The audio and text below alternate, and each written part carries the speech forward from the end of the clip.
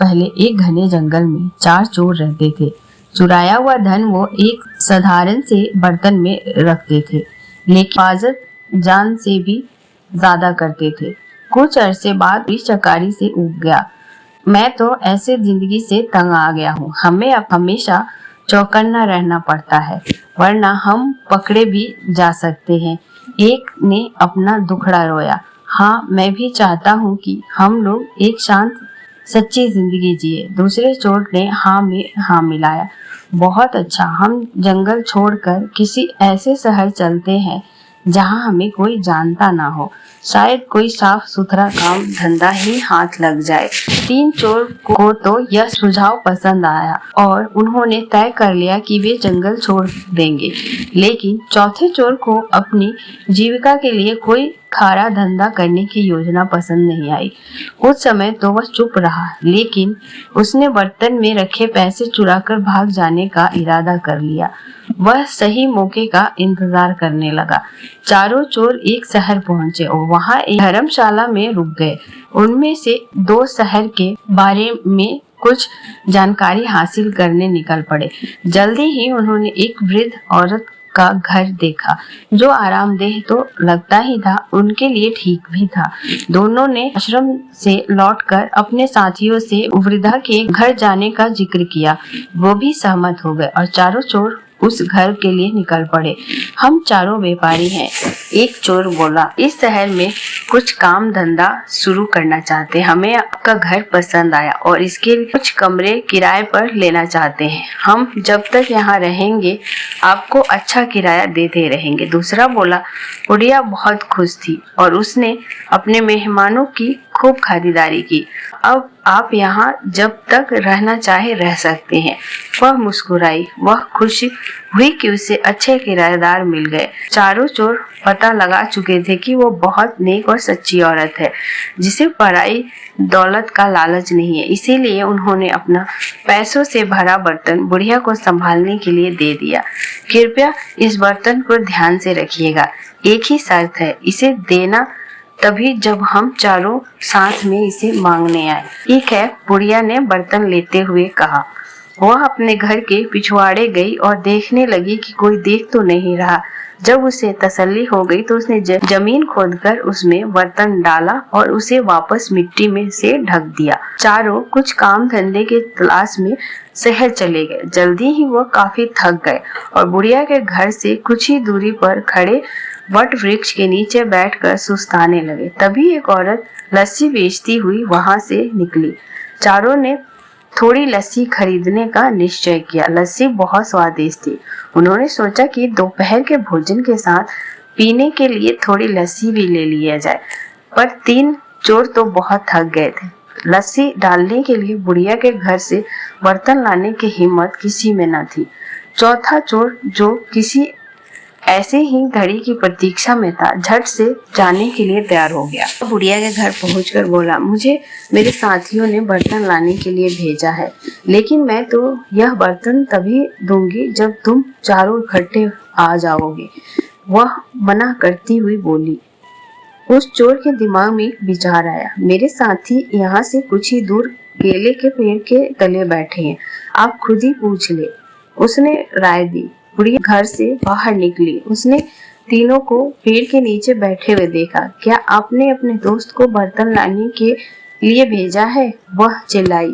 जी, कृपया उसे दे दीजिए, तीनों चोरों ने जवाब दिया। बुढ़िया ने सोचा कि उन्हें अपना बर्तन किसी कार्य हेतु चाहिए होगा, जो उन्होंने अपना विश्वसनीय साथी भेजा है। उस चोर को फौड़ा देती हुई बोली कि पिछवाड़े से खोदकर बर्तन निकाल ले। इतना कहकर वो अपने घर के कामों में उलझ गई। चोर ने बर्तन निकाला और चुपके से पिछले दरवाजे से भाग खड़ा हुआ। इस बीच उसके दोस्त चिंतित हो रहे थे कि काफी वक्त चुका था और उसके साथी का कुछ पता ही नहीं था।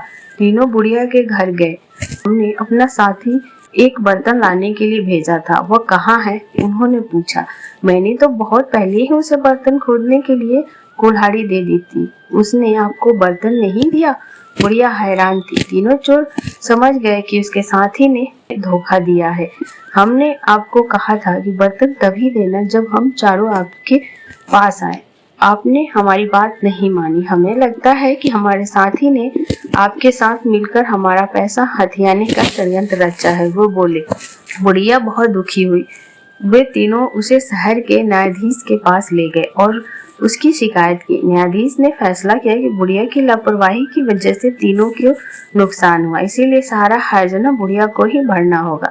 बुढ़िया रोती हुई घर लौट आई। इस बीच राजा और उसका मंत्री वेश बदलकर अपने प्रजा की परेशानियां जानने शहर के दौरे पर थे। इस बात का किसी को भी पता नहीं था। बुढ़िया को देखकर वह रुक गए और उसके रोने का कारण पूछने लगे। उसी समय आसपास ही कुछ लड़के खेल रहे थे। अगुआ था रमन। बुढ़िया के दुख भरी कहानी उसने भी सुनी। भगवान करे उन तीनों को तुम्हारे साथ ऐसा सुलूक करने की सजा मिले, रमन बोला। यह सुनकर राजा और उसकी मंत्री बहुत हैरान हुए। रमन से पूछा कि क्या वह इस मामले का फैसला कर सकता है। रमन ने आत्मविश्वास के साथ सिर हिलाते हुए कहा कि वह अपना फैसला राजा के दरबार में ही सुनाएगा। अगले दिन महल में दरबार लगा। रमन न्यायाधीश के आसन पर बैठा था। उसने प्रो की कहानी सुनी। तुम्हारी शर्त यही थी कि बुढ़िया वह बर्तन तुम्हें तभी दे जब तुम चारों उसे लेने आओ। रमन के प्रश्न पर तीनों ने हामी भर दी। बहुत अच्छा, वह शर्त पूरी करने के लिए तैयार है, पर यहाँ तो तुम सिर्फ तीनों जाओ, अपना चौथा साथी लेकर आओ जिससे शर्त पूरी की जा सके। रमन ने आदेश दिया। शाबाश, क्या फैसला दिया है। राजा ने रमन की प्रशंसा की। तुम छोटे हो पर हो समझदार। आज से तुम मर्यादा रमन के नाम से जाने जाओगे और हमारे दरबार में ऐसे मुकदमे के फैसला किया करोगे।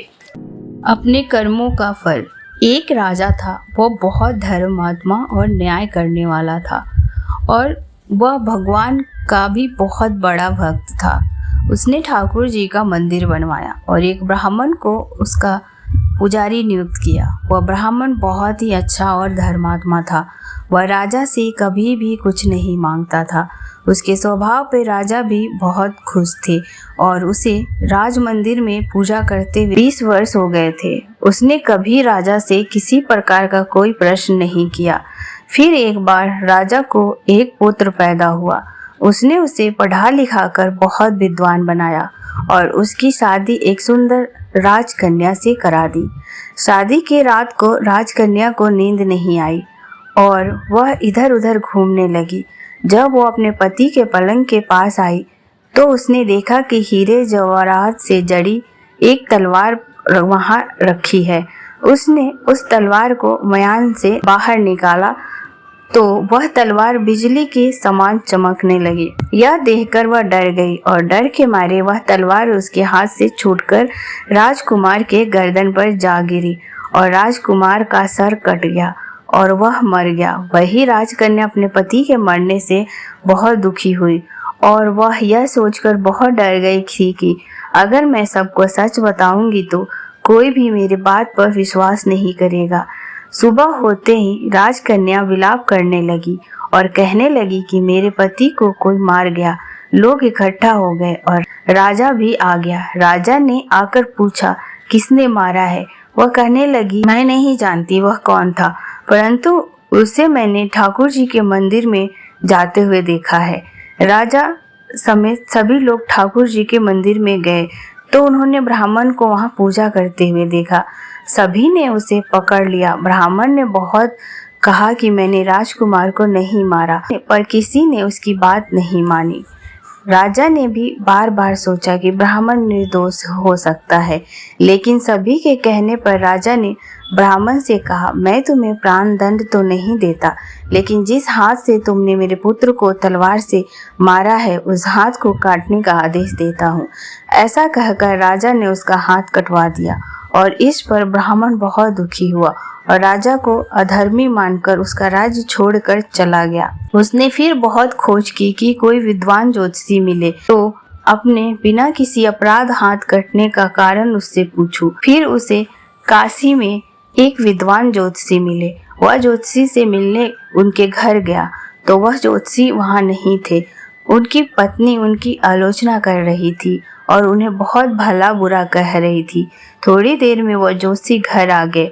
उनके घर आने के बाद भी उनकी पत्नी उनका तिरस्कार कर रही थी, पर जोशी चुप रहे और उन्होंने अपनी स्त्री से कुछ भी नहीं कहा। इसके बाद वह अपने गद्दी पर जाकर बैठ गए। ब्राह्मण को देखकर जोशी ने कहा, कहिए ब्राह्मण देवता, आपका कैसे आना हुआ? ब्राह्मण ने कहा, आया तो अपने बारे में कुछ पूछने, लेकिन पहले आप अपना हाल बताइए कि आपकी पत्नी अपनी जुबान से आपका इतना तिरस्कार क्यों करती है। तब जोशी ने कहा, यह मेरी स्त्री नहीं, मेरा कर्म है। दुनिया में हम जिसे भी देखते हैं, भाई हो, पुत्र हो, शिष्य, पिता या कोई भी संबंधी, वह सब हमारा अपना ही कर्म है। अपना किया हुआ कोई भी काम शुभ हो या शुभ हमें भोगना ही पड़ता है। इसीलिए मैं अपने कर्मों को खुशी से भोग रहा हूँ। ब्राह्मण ने पूछा, आपने ऐसा क्या कर्म किया था? तो जोशी ने कहा, पूर्व जन्म में मैं एक कौवा था और आज जो मेरी स्त्री है वह एक गधी थी जिसकी पीठ पर एक फोड़ा हो गया था और फोड़े की पीड़ा से वह बहुत दुखी थी। उस फोड़े में कीड़े पड़ गए थे जिन्हें खाने के लिए मैं उसके फोड़े पर चोंच मारता था, जिसके कारण उसे असहनीय दर्द होता था। एक बार उसकी पीठ पर चोंच मारते हुए मेरी चोंच इसकी हड्डी में घुस गई और वह दर्द से तड़प उठी। मैंने भी खुद निकालने की बहुत कोशिश की, परंतु वह अटक गई और नहीं निकल सकी। इसने सोचा कि पानी में मैं अपनी चोंच निकाल लूँगा और ऐसा सोचकर इसने गंगा नदी में प्रवेश कर दिया। गंगा का प्रवाह तेज होने के कारण हम दोनों बह गए और बीच में ही मर गए। तब गंगा जी के प्रभाव से यह तो ब्राह्मणी बनी और मैं बहुत बड़ा ज्योतिषी बना और आज ये मेरी पत्नी बनी है, जो कुछ दिनों के लिए मुझे अपने मुंह से गाली निकाल कर मुझे दुख देगी। लेकिन मैंने चोट इसे दर्द पहुंचाने के लिए नहीं मारी थी, इसीलिए इसकी समझ एक दिन ठीक हो जाएगी और अपने पूर्व कर्मों का फल समझकर मैं इसे सहन कर रहा हूँ और मैं इसलिए शांत हूँ और उस दिन की प्रतीक्षा कर रहा हूँ जिस दिन इसका स्वभाव अच्छा हो जाएगा। अब आप कहो कि आप यहाँ किस लिए आए हो? ब्राह्मण ने अपना सारा समाचार सुनाया और पूछा, अधर्मी पापी राजा ने मुझे अपराध का हाथ क्यों कटवाया? जोशी ने कहा, राजा ने आपका हाथ नहीं कटवाया, आपके कर्म ने ही आपका हाथ कटवाया है। इस पर ब्राह्मण ने पूछा, ऐसा किस प्रकार हुआ? तो जोशी ने कहा, पूर्व जन्म में आप एक तपस्वी थे और राजकन्या गाय थी तथा राजकुमार एक कसाई था। जब कसाई गाय को मारने लगा तब गाय अपनी जान बचाकर आपके सामने से जंगल में भाग गई। पीछे से कसाई आया और उसने पूछा, गाय इधर तो नहीं आई? आपने जिस तरफ गाय गई थी उस तरफ अपने हाथ से इशारा किया तो कसाई ने जाकर उस गाय को मार डाला। इतने में जंगल से एक शेर आया और गाय और कसाई दोनों को खा गया। कसाई को राजकुमार और गाय को राजकन्या का जन्म मिला। पूर्व जन्मों में किए हुए कर्मों ने एक रात्रि के लिए उन दोनों को इकट्ठा किया, क्योंकि कसाई ने गाय को हाशिए से मारा था। इसी कारण राजकन्या के हाथ तलवार गिरने के कारण राजकुमार का सिर कट गया और वह मर गया। इस तरह अपना फल देखकर कर्म नियुक्त हो गया और तुम्हें हाथ का जो इशारा किया था उस पाप कर्म ने ही तुम्हारा हाथ कटवा दिया। इसमें तुम्हारा ही दोष है, किसी और का नहीं। इस कहानी से हमें यही शिक्षा मिलती है कि कोई भी कर्म छोटा या बड़ा नहीं होता, हमें हमारे कर्मों का परिणाम भुगतना ही पड़ता है। जैसे हमने किया है उसका फल हमें जरूर मिलता है। इसलिए हमें अपने कर्मों को सावधानी से चुनना चाहिए ताकि हम दूसरे को नुकसान न पहुंचा सके और अच्छे कर्म करके समाज में सहायता कर सके। हम इस कर्म सिद्धांत को मान ले और जान ले तो हम किसी भी घोर कर्म का फल भोगते हुए भी दुखी नहीं होंगे।